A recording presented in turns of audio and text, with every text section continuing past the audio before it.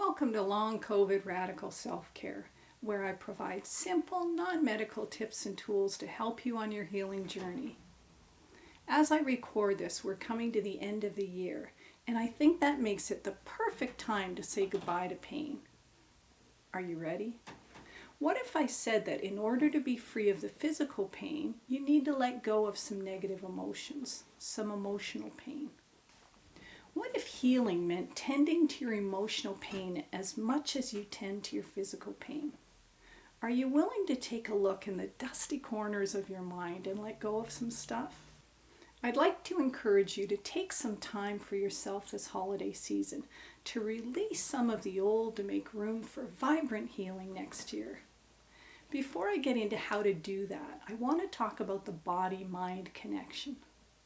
We tend to think of physical pain as being unrelated to our thoughts.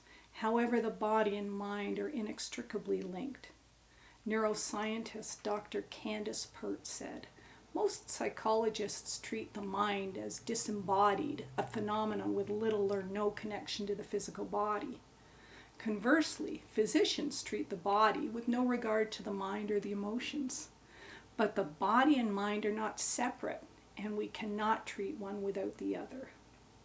I'm sure you've experienced physical reactions to thoughts many times in your own life.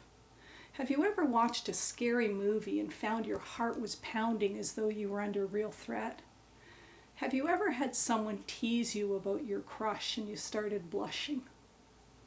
Have you ever been so nervous about a speech or presentation that you felt physically ill? These are just a few examples of how our thoughts and feelings manifest physical responses. There's more and more evidence that negative emotions promote inflammation, and inflammation is a key factor in disease and pain.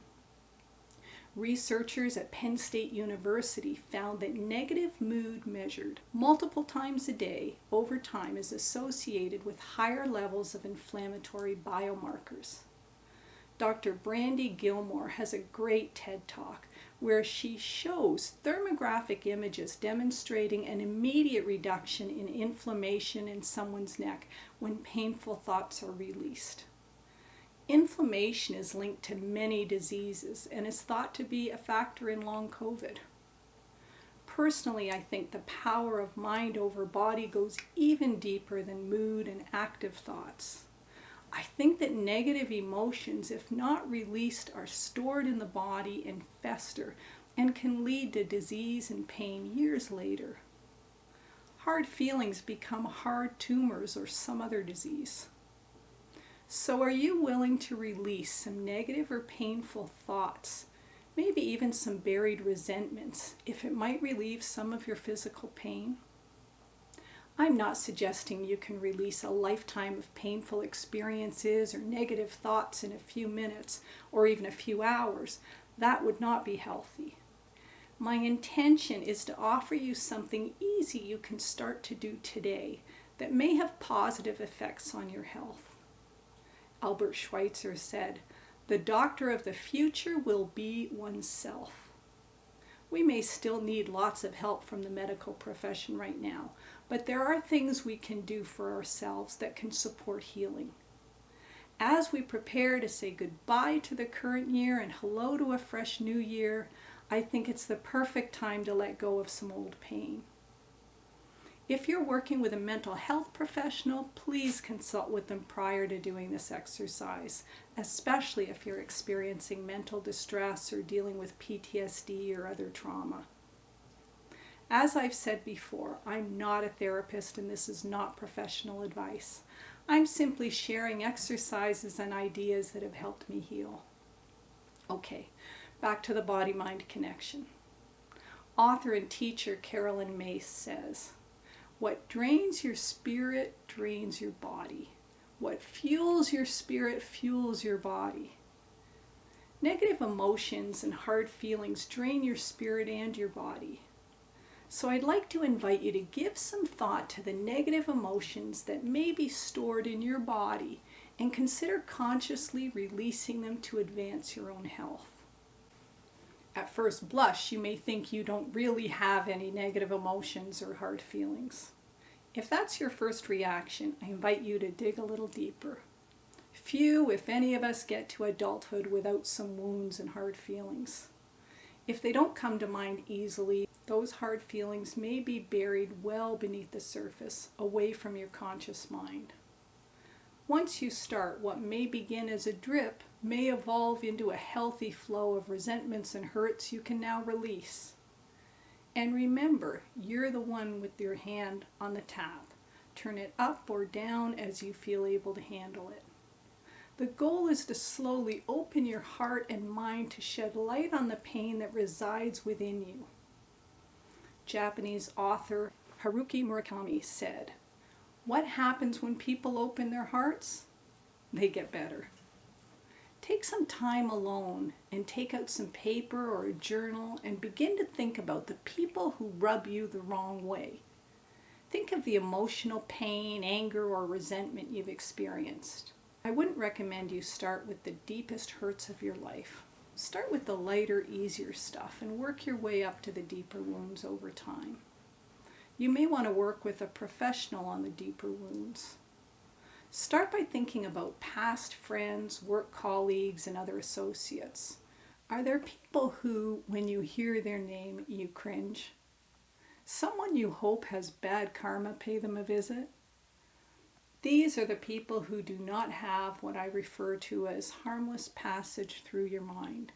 In other words, negative thoughts or feelings tend to rise whenever you think about them. If a feeling other than love for your fellow human being comes to mind, there's probably some negativity to be released. What makes you angry about the person or situation? What do you resent? What things have been said or done to you in the past that hurt your feelings? Write it all down. You can start with prompts such as, "I'm angry that," "When you did blank, I felt blank," "I'm afraid of," "I hate." When you're ready, move on to think about extended family members, then immediate family. Don't forget past romantic partners. They're often fertile soil for negative emotions. Write it all down. Write down every stinking, rotten thing they did to you, intentionally or not. More importantly, write down how it made you feel. Quite often, when someone makes us angry, if we dig deeper, we find that we're not really angry at them so much as angry at who we are or who we were in their presence. What did you learn from that relationship? What healthy and unhealthy thought patterns emerged?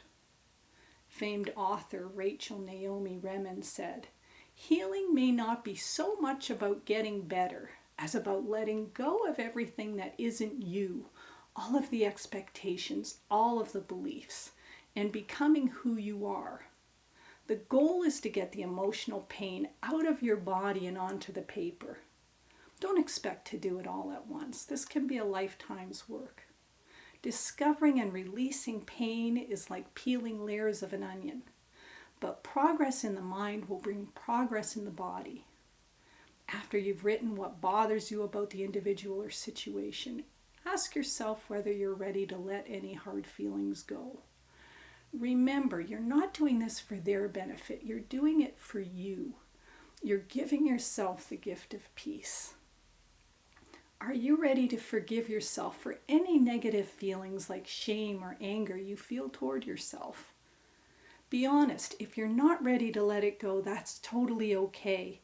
There's still benefit to you taking some time to shed some light on it. If you're ready to let something go, I invite you to write a note declaring exactly what you are ready to release and what you'd like to welcome in its place. Then perform a little fire ceremony, either alone or with a trusted friend. It should go without saying, but practice fire safety, of course. Read the statement aloud and drop it into the fire, symbolically letting it go forever. Over the years, I found this to be a very powerful exercise. It's powerful any time of the year, but it seems to be particularly meaningful and symbolic at the end of the year. Nigerian poet Ejima Umabinyo offers 3 steps to healing. 1, you must let the pain visit. 2, you must allow it to teach you. And 3, you must not allow it to overstay. One last word of advice. Be kind and gentle with yourself as you embark on this process. As you work to be kind and forgiving of others, be kind and forgiving of yourself. Nurture yourself with a cup of tea, a warm bath, relaxing music, and scented candles, or whatever else contributes to peaceful relaxation and recovery for you. May next year bring you miraculous healing and great joy. Thanks for joining me. If you found the information in this episode useful, please click the like button and subscribe so you don't miss future episodes. Until next week, be kind to yourself and each other.